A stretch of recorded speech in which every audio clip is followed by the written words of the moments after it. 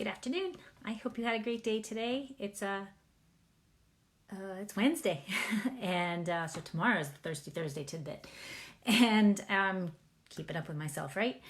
I had a study group today that was phenomenal, and I'm really that's been the most exciting thing about being home right now is I'm able to do a little bit of learning and a little bit more talking, and it's been very helpful for me. So I'm excited about that.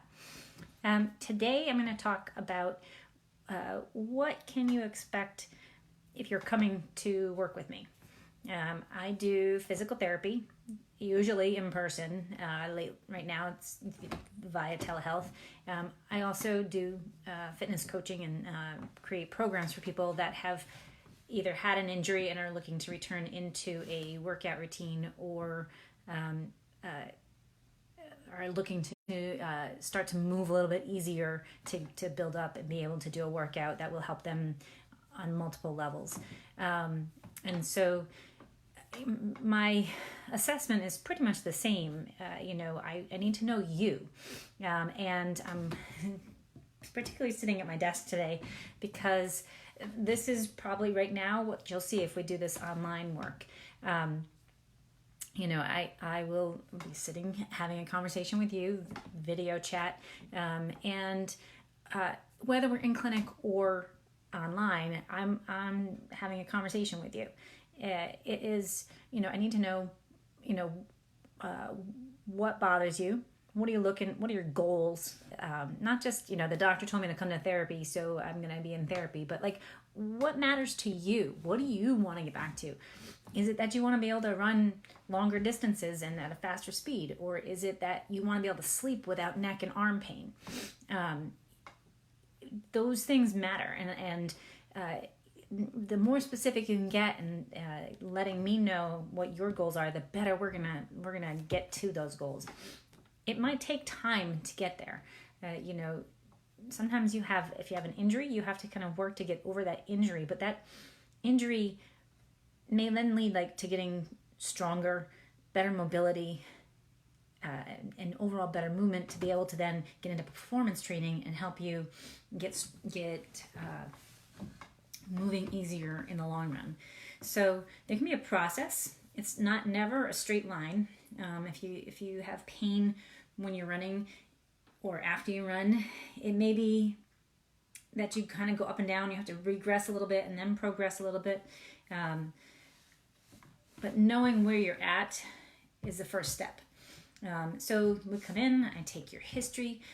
It's important for me to know, what have you done in the past that, what other injuries have you had, or what surgeries have you had, or, other illnesses, because all of that can feed into what is going on currently.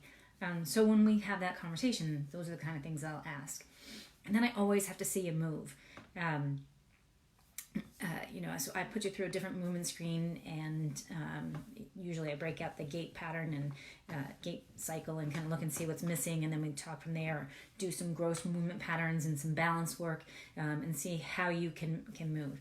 And I can easily do that face to face in person, but I can easily do that online also, by just changing the angle of how the camera is, or talking you through things. Most of what I do is provide education and teach you how to manage your symptoms so that you can feel better and do what you want to do. Sometimes in clinic, the hands-on stuff, we do, as physical therapists, we do massage, I do craniosacral, I do myofascial work, I do scar tissue massage, I do joint mobilizations, so we have a big manual component, but not everything really needs a manual component. And there's a lot of stuff that you can do without that manual. Most of it is on you. How do you correct your mobility with the exercises that I give you and talk you through? And what do we need to tweak on that so that gets easier for you to be able to maneuver and do that? And what you put into it at home is what you get out of it. So is it different if you have knee pain when you're running long distance versus knee pain after you run, or at the beginning of the run? Yep, it's going to matter. And, it might be that you have to do some mobility work in the middle of your run to allow you to run that longer distance, or it might be that you have to, when you finish a run, you need to do some more joint centering mobility work again. I always encourage people to do a good warm-up, which includes moving your body through its normal ranges of motion, stabilizing, getting some weight bearing and some building up stability before you go and work out, whatever workout that might be. And that's the warm-up is going to vary depending on what's going on with you. But some of those exercises might be something that you do afterwards also. So it's going to vary, and knowing how you move and just can really give me a lot of feedback, and other physical therapists or movement specialists, a lot of feedback as to what are you able to do right now versus what do you need to be able to do. You have neck pain, or you have pain that radiates down the arm. So pain that is like in the shoulder blade or goes down the arm could be coming from your neck, could be coming from your shoulder blade, could be coming from your shoulder, could be coming from your core and your rib cage and how you're breathing. And so getting all that information is super helpful for me to be able to give you what you need for exercise and mobility. And so looking at your posture, looking at how, again, I'm going to look at the same movement patterns, whether it's your knee or your neck and your shoulder. I'm going to look and see, can you move your rib cage? Can you move your pelvis? Can you move your shoulders? How does your neck move? Depending on the where we're at in the evaluation process. If you're coming to me for your knee the first time, I might not look at exactly how your neck moves, but I'm going to look at how your shoulders and your rib cage and your trunk move, because that's going to affect what happens down below.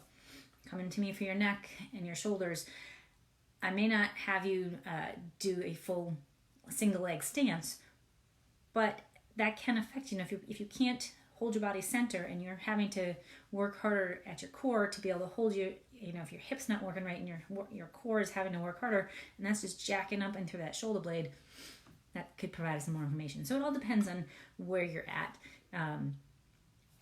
When in doubt, generally it all comes back to core and posture.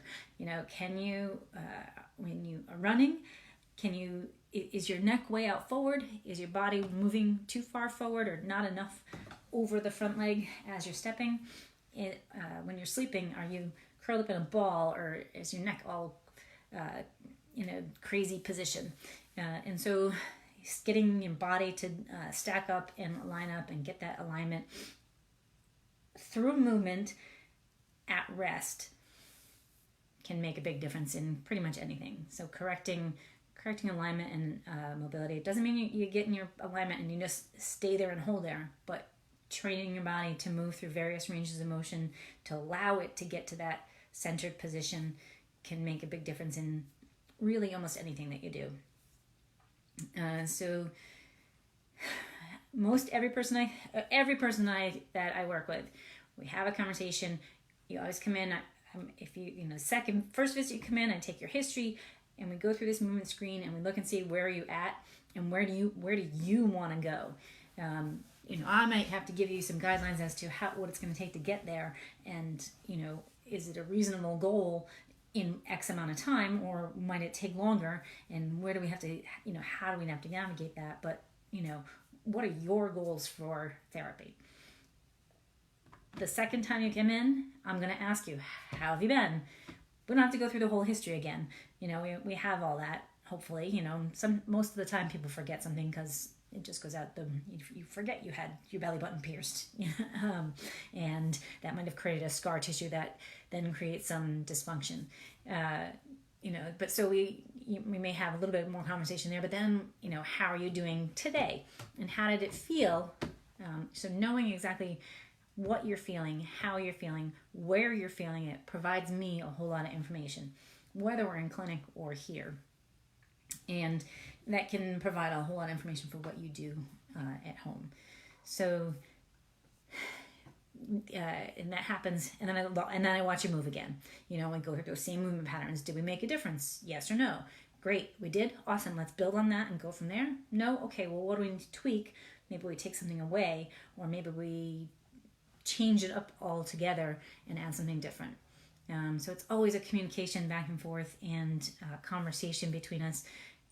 Like with life, communication is key, and conversation and sensing. If you saw my post last weekend, like I took last week and kind of just walked without headset and tried to feel the five senses and six senses, and really tried to listen to what it's feeling like and knowing what my body is doing in space, and being aware of that more. And so training you to know what your body is doing in space and working on that proprioceptive feedback, which is the feedback that goes to your brain, and that awareness of how your body moves is important. So there's a lot of education, communication, and being able to kind of start to feel what your body's doing, when it's doing, and is it doing it at the right time, and how does it feel when it does move through there. I hope that's helpful, and I will see you tomorrow, probably in the afternoon.